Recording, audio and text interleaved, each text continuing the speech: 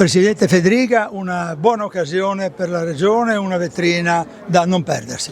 Sì, devo dire che grazie anche a una società come Udinese Calcio in grado di essere attrattiva e avere la capacità di organizzare eventi di questa portata, come Regione Friuli Venezia Giulia ovviamente ne sfruttiamo questa occasione. Un'occasione che metterà il nostro territorio di fronte a più di 20 milioni di spettatori nel mondo per uno degli eventi sportivi più importanti nel mondo del calcio. Quindi è un'occasione che noi come Regione Friuli Venezia Giulia non perderemo, non è soltanto un'occasione per la città di Udine.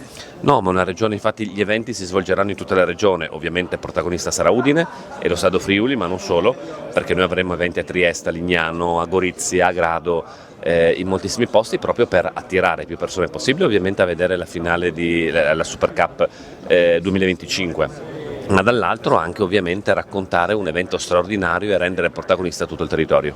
Grazie Presidente Federica, buon lavoro. Grazie mille.